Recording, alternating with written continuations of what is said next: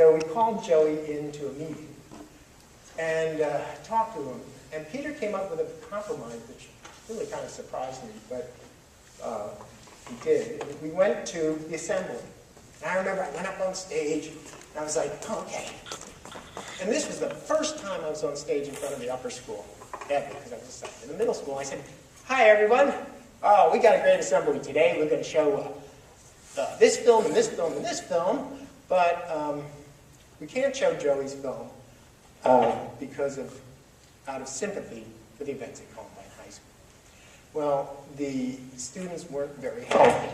They started saying things like, this is censorship, this is ridiculous, you guys are out of your minds, and those were the nice things they said. And they were upset. But then Joey stood up, and they calmed down, and Joey said, I agree with this decision, but if you want to see my film, you can. You can come this afternoon here in the meeting house, right after school, and see it. See the difference, the compromise was this. An assembly was required. They were required to be there. Whereas after school was voluntary. Some difference, but a significant one. Then Joey said something that we didn't think he was going to say. And he said, oh, by the way, my film was entered into the New York National High School Film Festival and is a finalist and will be shown. Well, he received a standing ovation from the entire student body. That was really something to see. That afternoon, I think there were more people in the afternoon showing than there were actually in assembly. That's because the buzz got out. It wasn't just because of the kids who cut school. And there were more teachers there. I think a lot of middle schoolers were trying to sneak in. Anyway, the place was packed. Joey showed his film. It was funny. It was gross. It was all Joey. And they loved it. And when it was done, Joey was standing in the back of the meeting house.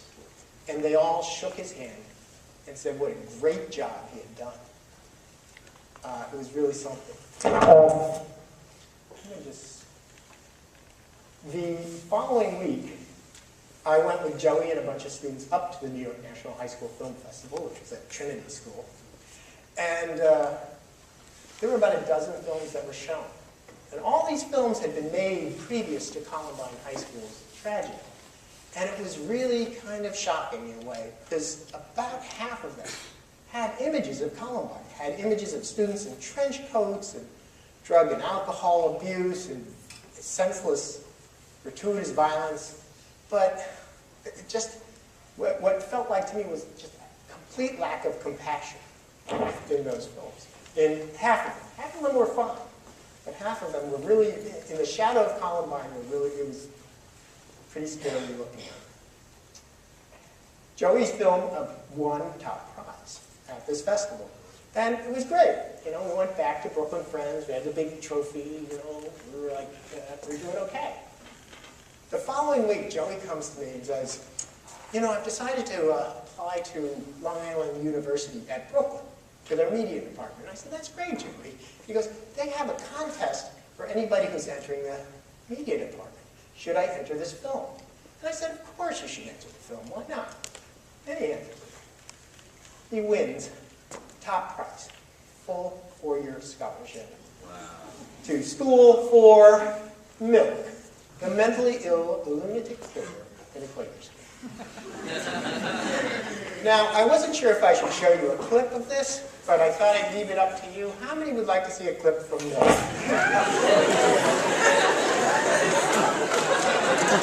Following this clip, you will see a public service announcement, just let you know.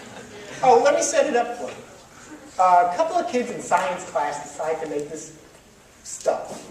And they want to hide it, so they hide it in a milk container. Our protagonist accidentally drinks it and turns into this kind of monster, golem, Frankenstein-like character who protects the school from drug dealers and from bullies. And in this case, he convinces this graffiti artist in his own inimitable style that he shouldn't really be spray painting this school.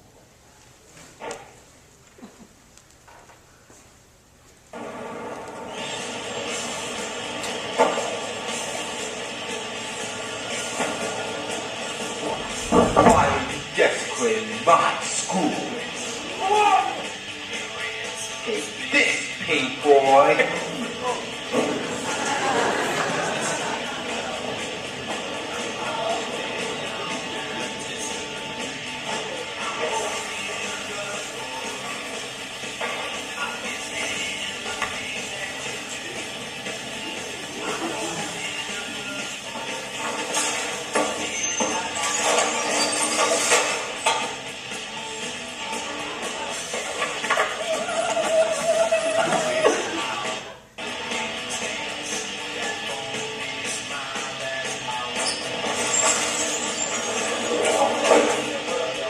Get out of here! Get out of here! Get out of here, man! Do you see my hat? No!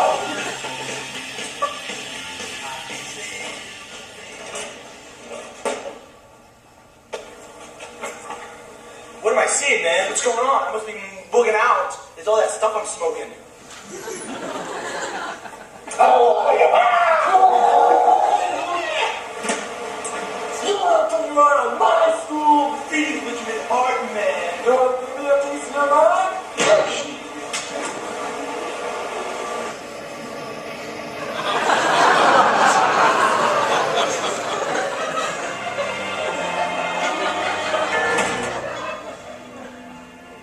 Do you know if the gym teacher's in today?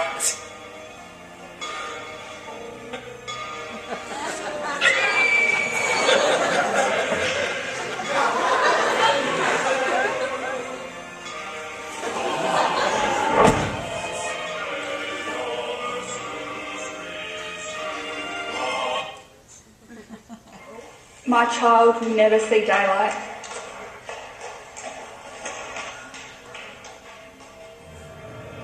In 2016.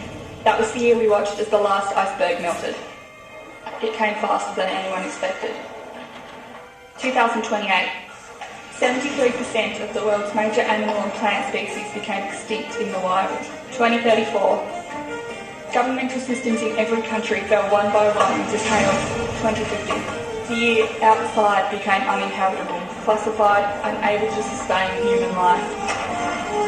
Agea, our artificially generated environmental area. It is where we eat, sleep and grow our food. Outside, the air is unbreathable. The land is dead. We are forced to hide away. And finally face the truth of our mistakes.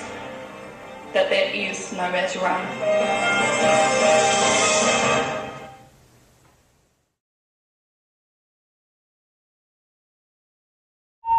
The number you have dialed